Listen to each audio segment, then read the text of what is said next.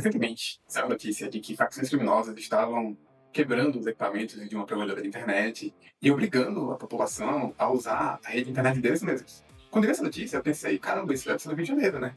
Porque essas coisas, pelo que eu tô acostumado, acontecem muito no Rio. Eu escutei isso no Rio o tempo todo.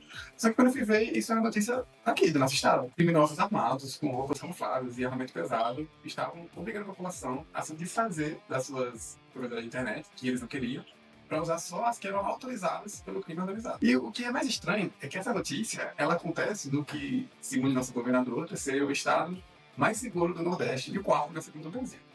Mas faz sentido para vocês daí? Você se sente seguro quando você sai na rua para trabalhar? Eu sei que eu não me sinto. Eu saio e sempre penso todo dia que hoje é o dia que eu vou ser assaltado. É hoje que vão roubar meu celular, é hoje que vão roubar minha moto, é hoje que alguma coisa vai acontecer.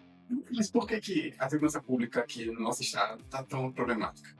Vem comigo ver como é que o teu voto te afeta. Apesar do que nossa governadora diz, e a fonte de dados que ela usou para isso é um pouco polêmica, porque os dados não são apenas dados de violência, são dados que pegam todas as partes da segurança, então envolvem também a parte burocrática, envolvem resultados que não afetam diretamente nossa realidade. Mas na prática, a gente sabe que nosso estado não é um estado seguro. A gente vive com medo, a gente vive sendo assaltado, a gente vive com muitos problemas que afetam nossa segurança. E isso acontece principalmente por três motivos. O primeiro deles é a falta absurda de efetivo que a gente tem na nossa Polícia Civil e na nossa Polícia Militar. Isso que está dizendo não sou eu, não. A Justiça já demonstrou que nossa Polícia Civil está com déficit de mais de 60% do efetivo. Gente, consegue imaginar o que é 60% de pessoas faltando para poder trabalhar? Além desse déficit de 60% da Polícia Civil, a Polícia Militar também está faltando 5 mil vagas serem preenchidas. Então, nossa Polícia Civil, que investiga os crimes, ou deveria estar investigando, e a nossa Polícia Militar, que vai fazer o policiamento ostensivo, que vai atender o chamado da população, nenhuma delas tem efetivo suficiente para fazer o seu trabalho. É como se você tivesse um trabalho para fazer com 10 pessoas e você só tem 4 fazendo. Com certeza isso não vai dar certo. Com certeza isso vai ter esse problema. E o segundo motivo disso é a falta de infraestrutura das nossas polícias. Nossas delegacias, nossos presídios, os equipamentos, as viaturas, os armamentos. Tudo é um pouco defasado, tudo tem problemas, tudo precisa ser comprado novo, tudo precisa ser feito e melhorado. Então, com um efetivo reduzido, com uma infraestrutura precária, nossa polícia realmente não vai ter muito o que fazer. Nossa polícia está totalmente sucateada, infelizmente. E eu não sei como a polícia ainda consegue fazer um bom trabalho em muitas partes do estado, porque realmente nossos policiais são bons, se dedicam ao seu trabalho, entregam suas vidas realmente para fazer um bom trabalho, para poder proteger a população. Mas a gente precisa melhorar essa qualidade. E isso leva a gente para o terceiro problema, que é a falta de reconhecimento que a polícia tem. E isso não é apenas por parte do Estado, não. É por parte da população. Nós, como sociedade, temos que valorizar, reconhecer a nossa polícia, reconhecer o valor que ela tem. E o Estado deve também dar esse reconhecimento em remuneração, em benefícios, em assistência e também em segurança jurídica. Se tem um conflito com algum bandido e o policial mata alguém, parece que o policial fez algo errado. Parece que ele automaticamente está... é o criminoso, ele vai ser investigado, tem que ser todo cuidado. Então, ele tem que ter segurança jurídica para fazer o seu trabalho. E se ele fizer algo errado, realmente tem que ser punido.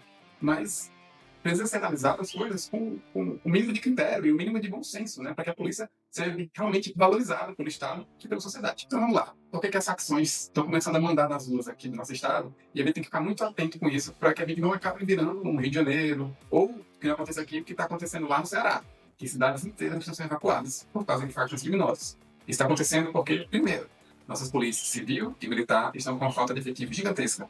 Segundo, estamos com um problema muito grande da infraestrutura dessas polícias, das delegacias, dos presídios, das viaturas e dos equipamentos. E terceiro, nós não temos um Estado e uma população que valoriza o trabalho policial, que realmente reconhece esse esforço e está realmente dando um respaldo jurídico e social também para que eles possam fazer um bom trabalho. E é por isso que a Assembleia Legislativa não deve ficar calada, ela deve agir para que tenham mais concursos, para que os salários sejam pagos em dia, para que os salários possam melhorar, para que tenham novos equipamentos, novas infraestruturas, reformas que possam ser feitas. Então, é importante que a Assembleia Legislativa, os nossos deputados estaduais, façam seu trabalho para que o governo, de fato, cumpra aquilo que está sendo determinado e consiga melhorar o nosso efetivo. E agora eu te pergunto, você consegue imaginar um Estado aqui do Rio Grande do Norte, em que a gente estivesse funcionando, eu não diria nem com 100%, vamos dizer com 80% do nosso efetivo das polícias. Se a gente tivesse as polícias com delegacias bem estruturadas, com tecnologia, que utilizassem a inteligência para realmente combater o crime, consegue imaginar como o nosso Estado seria melhor, como o nosso Estado seria mais poderoso, como isso iria auxiliar para que outros aspectos da nossa sociedade pudessem crescer?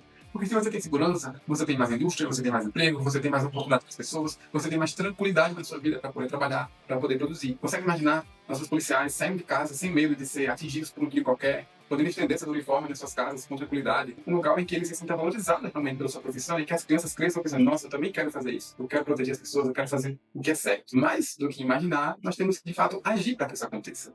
Por isso que é importante que o seu voto, que as suas decisões, elas pensem realmente o que, é que vai ser bom para o nosso país. Não apenas para a sua vida ou para o que vai acontecer esse ano ou ano que vem. Precisamos olhar o nosso país como um grande país que precisa ser consertado, que precisa de um projeto que melhore ele de forma completa. E o único partido, o único movimento que realmente está pensando nisso é o Partido Missão. Então, se você realmente gosta, se você realmente imagina um país assim, conheça nosso partido, filie-se a Partido Missão, conheça nossas propostas, acompanhe o nosso candidato, Renan Santos. Conheça as suas propostas, veja o que nós estamos planejando, o que nós estamos fazendo para o nosso país e vem comigo fazendo do Rio Grande do Norte uma potência nordestina.